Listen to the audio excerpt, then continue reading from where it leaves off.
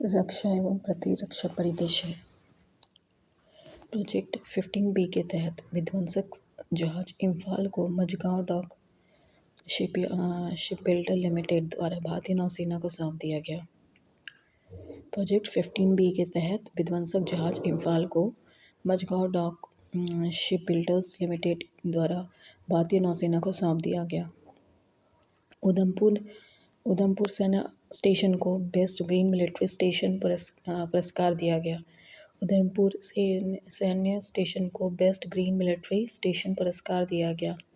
8 अक्टूबर को वायुसेना ने अपना 51वां स्थापना दिवस मनाया। 8 अक्टूबर को वायुसेना ने अपना 51वां स्थापना दिवस मनाया। 16 अक्टूबर को राष्ट्रीय सुरक्षा गार्ड ने अपना 39वां स्थापना दिवस मनाया। 16 अक्टूबर को राष्ट्रीय सुरक्षा गार्ड ने अपना 39वां स्थापना दिवस मनाया। ईरान ने नूर 3 सैन्य इमेजिंग उपग्रह IRGC को ऑर्बिट में लॉन्च किया। ईरान ने नूर 3 सैन्य इमेजिंग उपग्रह IRGC को ऑर्बिट में लॉन्च किया। भारतीय तटरक्षक बल ने तटीय सुरक्षा ड्रिल ऑपरेशन सजग का आयोजन किया। भारतीय तटरक्षक बल ने तटीय सुरक्षा ड्रिल ऑपरेशन सजग का आयोजन किया। भारत ने लद्दाख के न्यूमा में दुनिया के सबसे ऊंचे लड़ाकू हवाई क्षेत्र का निर्माण किया। भारत ने लद्दाख के न्यूमा में दुनिया के सबसे ऊंचे लड़ाकू हवाई क्षेत्र का निर्माण शुरू किया। C-295 ट्रांसपोर्ट एयरक्राफ्ट पहली बार भारतीय वायुसेना में शामिल हुआ। C-295 ट्रांसपोर्ट एयरक्राफ्ट पहली बार भारतीय वायुसेना में शामिल हुआ। वायुसेना ने पहली बार मिस्र के अभ्यास ब्राइट स्टार 23 में भाग लिया। वायुसेना ने पहली बार मिस्र के अभ्यास ब्राइट स्टार 23 में भाग लिया। क्यूसेट के शोधकर्ताओं ने CUSAT के शोधकर्ताओं ने APJ अब्दुल कलाम के नाम पर नई समुद्री टार्डिग्रेड प्रजाति का नाम रखा।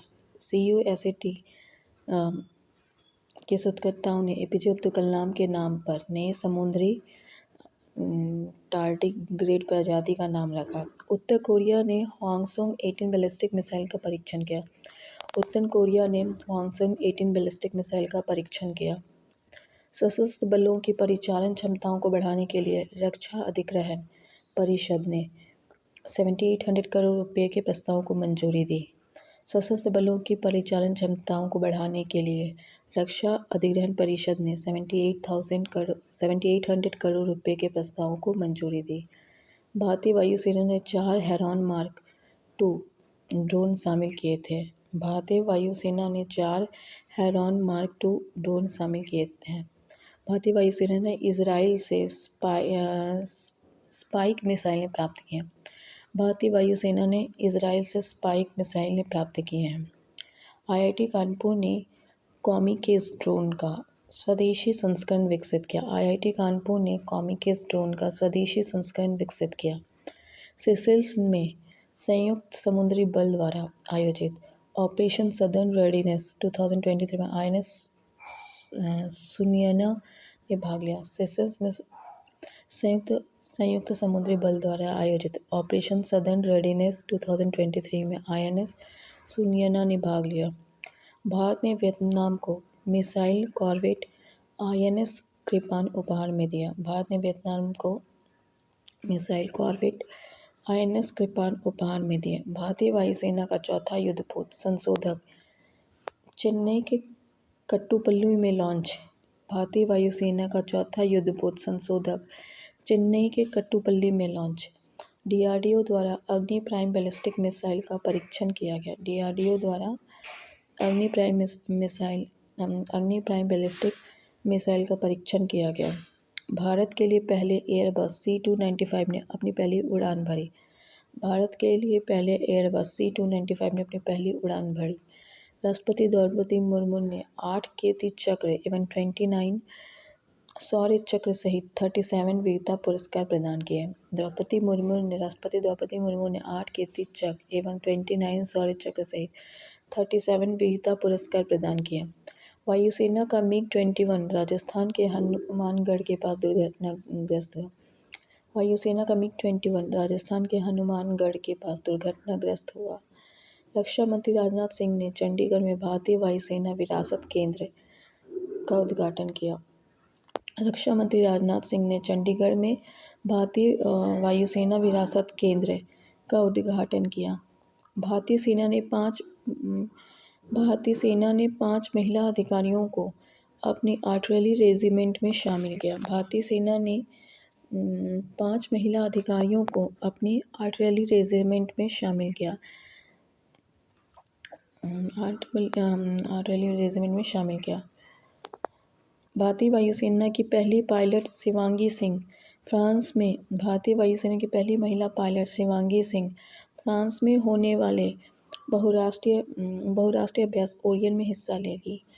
भारतीय वायुसेना की पहली महिला पायलट शिवांगी सिंह फ्रांस में होने वाले बहुराष्ट्रीय अभ्यास ओरियन में हिस्सा लेंगी। राष्ट्रपति द्रौपदी मुर्मू ने 8 अप्रैल को असम के तेजपुर वायु स्टेशन पर सुखोई 30 MK1 लड़ाकू विमान में ऐतिहासिक उड़ान भरी। राष्ट्रपति द्रौपदी मुर्मू ने 8 अप्रैल को असम के तेजपुर वायु स्टेशन पर सुखोई 30 MK1 लड़ाकू विमान में ऐतिहासिक उड़ान भरी। भारत डायनेमिक्स ने अपनी नवीनतम तीसरी पीढ़ी के man portable anti tank guided missile Amogha 3 का सफल परीक्षण किया। भारत डायनेमिक्स ने अपनी नवीनतम तीसरी पीढ़ी के man portable anti tank guided missile Amogha 3 का सफल परीक्षण किया। बांग्लादेश ने अपना पहला पनडुब्बी बेस BNS शेख हसीना शुरू किया। बांग्लादेश ने अपना पहला पनडुब्बी बेस BNS शेख हसीना शुरू किया। राष्ट्रपति द्रौपदी मुर्मू ने INS द्रोणाचार्य को प्रेसिडेंट कलर से सम्मानित किया। राष्ट्रपति द्रौपदी मुर्मू ने INS द्रोणाचार्य को प्रेसिडेंट कलर से सम्मानित किया। एयर इंडिया ने एयरबस बोइंग के साथ 470 विमानों को सौदा किया। एयर इंडिया ने एयरबस बोइंग के साथ 470 विमानों का सौदा किया। भारत का पहला हाइब्रिड रॉकेट चेंगलपट्टू तमिलनाडु में लॉन्च। भारत का पहला हाइब्रिड रॉकेट चेंगलपट्टू तमिलनाडु में लॉन्च। इसरो ने अपने सबसे छोटे रॉकेट SSLV-D2 को अंतरिक्ष में लॉन्च किया। इसरो ने अपने सबसे छोटा रॉकेट SSLV-D2 को अंतरिक्ष में लॉन्च किया। केंद्र सरकार के घोषणा अनुसार Indo Russian rifles limited Uttar Pradesh में AK-203 असल्ट राइफल बनाएगी। केंद्र सरकार की घोषणा अनुसार Indo Russian rifles limited Uttar Pradesh AK-203 assault rifles बनाएगी। रक्षा संपदा महानिदेशक DGDE ने AI आधारित चेंज डिटेक्शन सॉफ्टवेयर विकसित किया। रक्षा संपदा महानिदेशालय DGDE ने AI आधारित चेंज डिटेक्शन सॉफ्टवेयर विकसित किया। इजराइल की नौसेना ने क्रूज मिसाइल के खिलाफ लंबी दूरी के इंटरसेप्टर मिसाइल का सफल परीक्षण किया।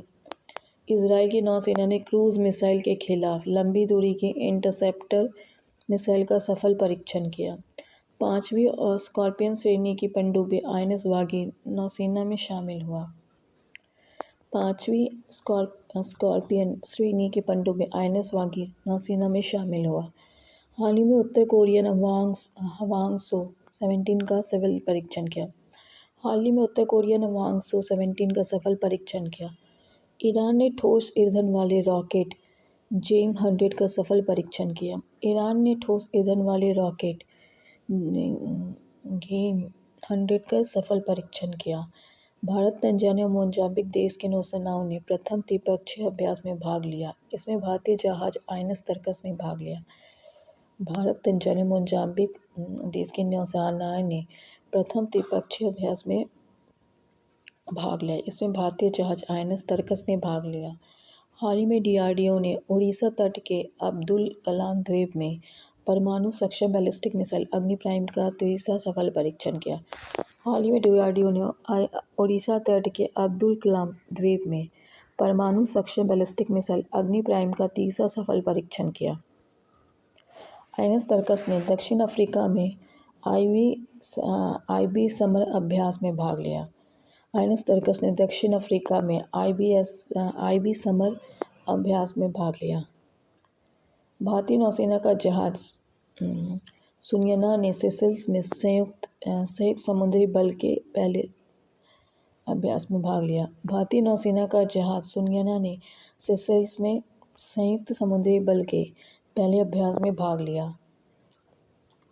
हाल ही में उत्तर कोरिया ने खुद को परमाणु सक्षम देश घोषित किया। हाल ही में बांग्लादेश ने चीन से 36 F-7B G1 विमान आयात किया। हाल ही में बांग्लादेश ने चीन से 36 F-7B G1 विमान आयात किए। भारत रूस ने 6 Tu-160 लंबी दूरी के बम वर्षक खरीदेगा। भारत रूस से 6 Tu-160 लंबी दूरी के बम वर्षक खरीदेगा। DRDO सेना के स्वदेशी VLSR-SAM मिसाइल का टेस्ट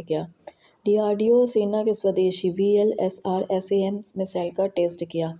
हाल ही में कोचिन शिपयार्ड लिमिटेड द्वारा निर्मित भारत का पहला स्वदेश विमान वाहक युद्धपोत INS विक्रांत को नौसेना में शामिल किया।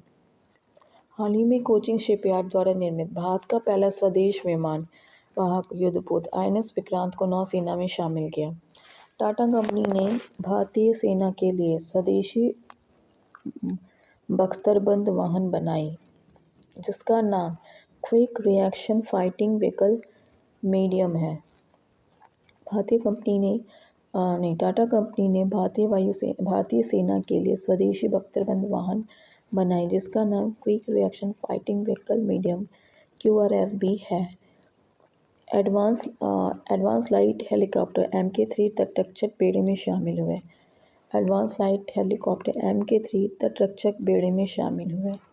भारत ने P-32 बैलिस्टिक मिसाइल का सफल परीक्षण किया। मझगांव डॉक द्वारा निर्मित युद्धपोत तारागिरी का जलावतरण किया गया। मझगांव डॉक द्वारा निर्मित युद्धपोत तारागिरी का जलावतरण किया। हिंदुस्तान एरोनॉटिक लिमिटेड द्वारा निर्मित हल्का लड़ाकू हेलीकॉप्टर प्रचंड को वायुसेना में शामिल किया गया। हिंदुस्तान एरोनॉटिक लिमिटेड द्वारा निर्मित हल्का लड़ाकू हेलीकॉप्टर प्रचंड को वायुसेना में शामिल किया गया। कारगिल और सर्जिकल स्ट्राइक में शामिल 2 जंगी पोत INS निशंक और INS अक्षय को मुंबई नेवल डॉकयार्ड में से सेवा मुक्त किया गया। कारगिल और सर्जिकल स्ट्राइक में शामिल 2 जंगी पोत INS निशंक और INS अक्षय को मुंबई नेवल डॉकयार्ड से सेवा मुक्त किया गया। रूस द्वारा जिरकॉन मिसाइल का सफल परीक्षण किया। 34 साल बाद INS गोमती नेवल डॉकयार्ड से सेवा मुक्त हुआ। 34 साल बाद INS Gomti naval dockyard Mumbai से सेवा मुक्त हुआ। हाल ही में मुंबई के मझगांव डॉक लिमिटेड निर्मित में 2 स्वदेश निर्मित युद्धपोत INS सूरत और उदयगिरी का जलावतरण किया जाएगा। हाल ही में मुंबई के मझगांव डॉक लिमिटेड द्वारा निर्मित में 2 स्वदेशी निर्मित युद्धपोत INS सूरत और उदयगिरी का जलावतरण किया गया।